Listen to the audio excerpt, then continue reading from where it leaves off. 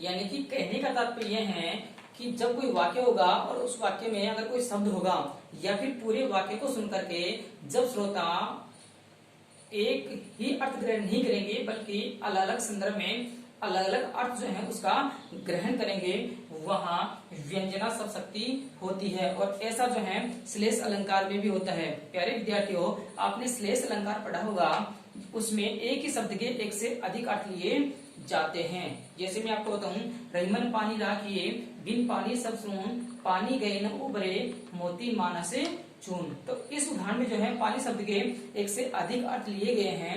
जैसे पानी शब्द का अर्थ मोती के संदर्भ में चमक लिया गया है, मनुष्य के संदर्भ में इज्जत लिया गया है और चून के संदर्भ में जल लिया गया है। ठीक उसी प्रकार से यहाँ पर भी जो है वाक्य को सुनकर के जब श्रोता एक से अधिक अर्थ ग्रहण करेंगे तो वहां व्यंजना शब्द शक्ति होगी।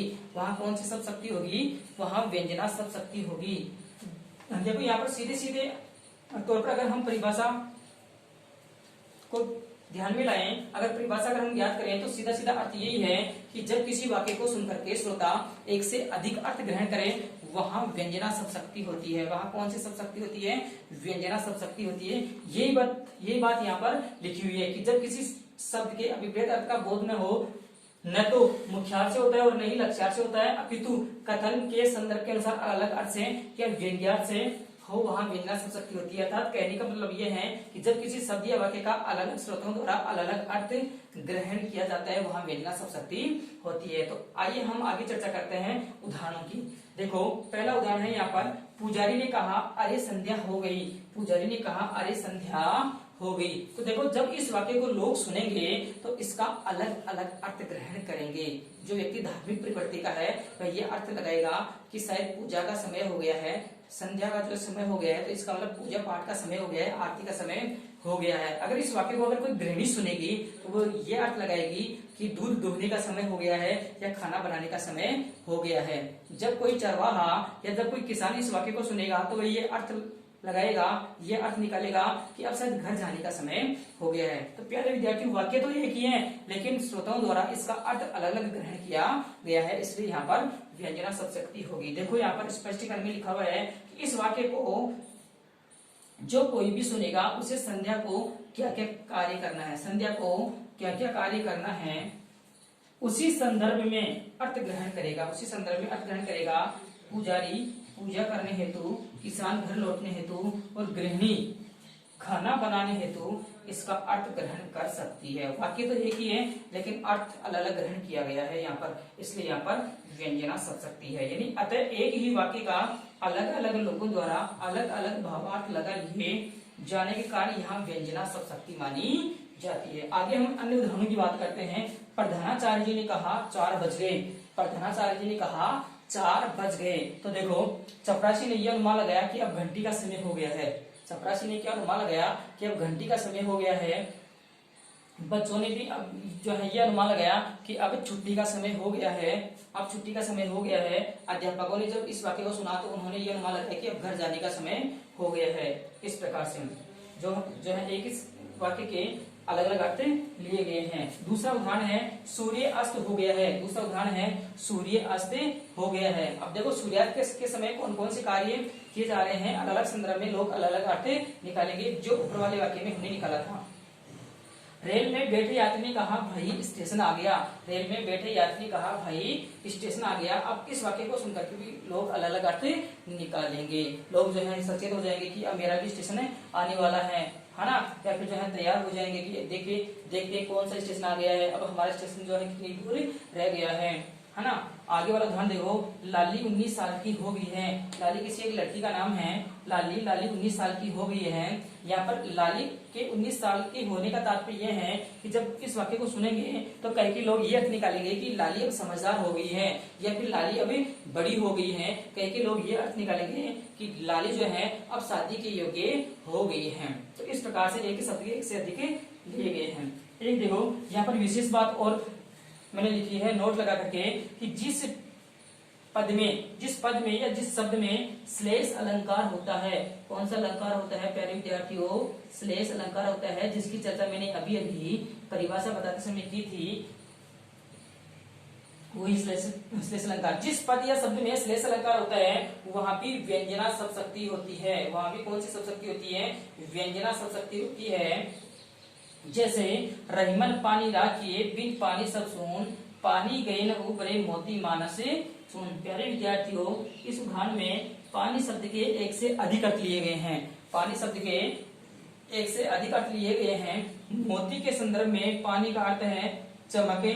मानस मानस यानी मनुष्य के संदर्भ में पानी का अर्थ है इज्जत। और चून चून यानी आटा, चून के संदर्भ में पानी का अर्थ क्या है? जल। तो इस उदाहरण में पानी शब्द के एक से अधिक अर्थ लिए गए हैं। मोती के संदर्भ में चमके, मनुष्य के संदर्भ में इज्जत तथा चून के संदर्भ में जल। इस प्रकार से जहां पर एक ही शब्द के एक से अधिक अर्थ लिए जाते हैं वहां पर जो है व्यंजना शब्दशक्ति होती है। कौन सी शब्दशक्ति होती है? व्यंजना शब्दशक्ति होती है। तो आइए विद्यार्थियों, अब इसके बाद में हम बात करेंगे व्यंजना शब्दशक्ति के भेदों की। प्यारे विद्यार्थियों, व्यंजना शब्दशक्ति के दो भेद होते हैं। व्यंजना शब्दशक्ति के कितने भेद होते हैं? दो भेद, एक शाब्दिक व्यंजना और एक आर्थी व्यंजना। तो आइए हम चर्चा करते हैं व्यंजना शब्दशक्ति के भेदों के बारे में।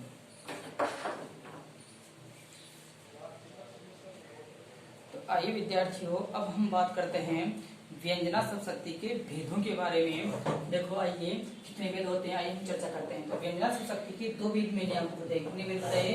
दो भेद मैंने आपको बताए। दो भेद कौन कौन से?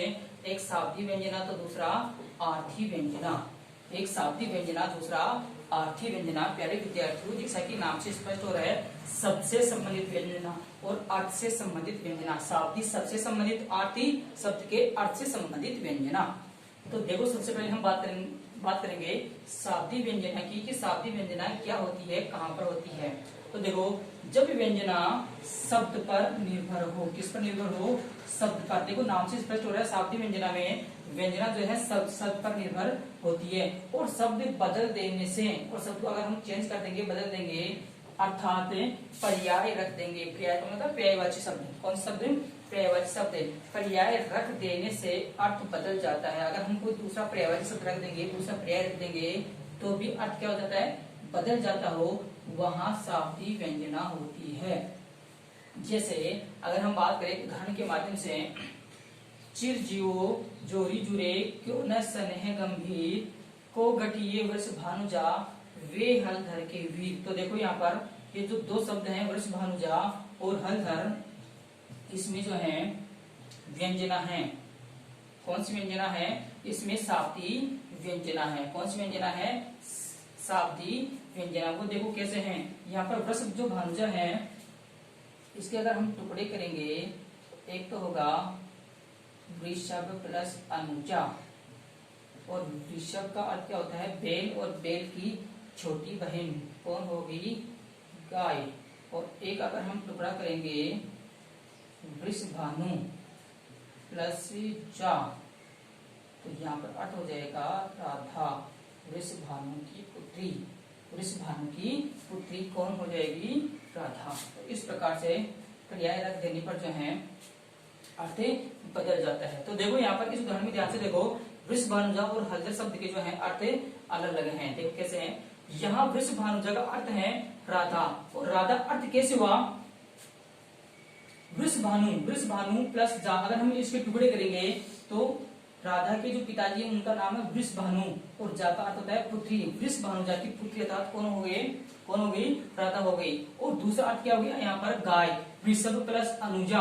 वृषभ कहते हैं बैल को, वृषभ किसे कहते हैं? बैल को। और अनुजा कहते हैं छोटी। अनुजा किसे कहते हैं? छोटी बहन। तो बैल की छोटी बहन कौन होगी? गाय होगी। तो यहाँ वृषभानुजा का अर्थ है राधा तथा गाय। वहीं हलधर के भी दो अर्थ लिए गए हैं। हलधर के भी दो अर्थ यहाँ पर लिए गए हैं। देखो दो अर्थ कौन कौन से लिए गए? एक तो हल को धारण करने वाला, एक तो भगवान श्री कृष्ण का जो भाई है, बड़ा भाई कौन? बलराम। एक तो बलराम को जो है हलधर कहा गया है, और एक आ गया है बैलों को, क्योंकि बैल भी जो है हल को धारण करते हैं। या कहीं कहीं जो है किसान भी जो है अर्थ लिया गया है। अतः यहाँ शब्द का चमत्कार जो पर्याय रख देने पर नहीं रह सकता। अतः यहाँ शाब्दी व्यंजना है। अतः यहाँ की क्या है, शाब्दी व्यंजना, यानी कि पर्याय रख देने से भी यहाँ पर अर्थ बदल गया है, उसका पर्याय रख देने पर भी अर्थ यहाँ पर बदल गया है। तो देखो अब हम बात करेंगे आर्थी व्यंजना की। अब हम बात करेंगे आर्थी व्यंजना की। जब शब्द की व्यंजना अर्थ पर निर्भर रहती है, किस पर, अर्थ पर। देखो नाम से स्पष्ट है आर्थी व्यंजना। जब व्यंजना शब्द पर निर्भर रहती है वो तो होगी शाब्दी, लेकिन यहाँ पर जब शब्द की व्यंजना अर्थ पर निर्भर रहती है वो हो जाएगी आर्थी व्यंजना। उसका पर्याय रख देने पर, उसका पर्याय रख देने पर अभिष्ट की पूर्ति हो जाती है, वहां आर्थी व्यंजना होती है। जैसे अगर हम बात करें, सघन कुंज छाया सुखद शीतल मंद समीर मनवे जात अजो वह व यमुना के तीर। यहाँ पर जो है यमुना नदी के किनारे का वर्णन किया गया है। इस उदाहरण में यमुना नदी के किनारे का वर्णन किया गया है और उस समय का वर्णन किया गया है जब भगवान श्री कृष्ण यमुना नदी के किनारे कई प्रकार के खेल खेला करते थे अपने साथियों के साथ, ग्वाल बालों के साथ। तो देखो इसमें गोपियां कृष्ण के साथ बिताई यमुना तट की लीलाओं को, यमुना नदी के किनारे जो लीलाएं हैं उन लीलाओं को याद कर रही है। उन लीलाओं को क्या कर रही है, याद कर रही है। कैसे याद कर रही है, सघन कुंज की वहां पर बहुत ही घनी बेले हैं, कुंज है, छाया सुखद, और यमुना नदी के किनारे जो छाया है पेड़ पौधों की वो बड़ी ही सुख देने वाली है। और वहां पर जो हवा चलती है वह ठंडी है और मंद मंद वहां पर हवा चलती है। शीतल यानी ठंडी, मंद समीर, मंद में धीरे धीरे बहने वाली, समीर यानी हवा या वायु। तो यमुना नदी के किनारे जो बेले हैं, जो पेड़ पौधे हैं वह बड़े ही सघन है। वहाँ की जो छाया है पेड़ पौधों की वह बड़ी ही सुख देने वाली है, शीतल मंद समीर, और वहां पर चलने वाली जो हवा है वह बहुत ही ठंडी है और धीरे धीरे चल रही है। मन में जात अजो वह व यमुना के तीर। तो एक गोपी दूसरी गोपी को कह रही है कि हे सखी, जब हम आज भी वहां पर जाते हैं यमुना नदी के किनारे, अगर हम आज भी वहां पर जाते हैं तब हमें उसी प्रकार से एहसास होता है कि जैसे आज भी वहां भगवान श्री कृष्ण मौजूद हो। तो देखो यहाँ पर लिखा क्या गया है स्पष्टीकरण में, इसमें गोपियां कृष्ण के साथ बिताए यमुना तट की लीलाओं को याद कर रही है। किनको याद कर रही है, यमुना नदी के जो किनारे हैं उन किनारे पर भगवान श्री कृष्ण ने जो लीलाएं की हैं उन लीलाओं को याद कर रही है। जो बातें वे कहना चाहती हैं हृदय के जिन भावों का प्रवाह वह व्यक्त करना चाहती हैं वह समस्त भाव संसार यहाँ व्यक्त हो गया है। कहने का मतलब यह है कि यहाँ पर जो है अर्थ ग्रहण हो गया है। क्या ग्रहण हो गया है, अर्थ ग्रहण हो गया है, इसलिए यहाँ पर आर्थी व्यंजना है। अतः यहाँ आर्थी व्यंजना है। तो प्यारे विद्यार्थियों, ये जो है व्यंजना शब्द शक्ति के दोनों भेद जो है कंप्लीट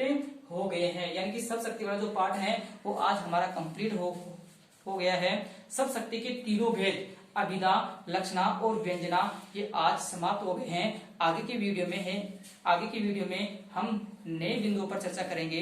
प्यारे विद्यार्थियों, आप मेरे चैनल को सब्सक्राइब कीजिए, वीडियो को लाइक कीजिए और अपने मित्र के साथ ज्यादा से ज्यादा शेयर कीजिए। धन्यवाद।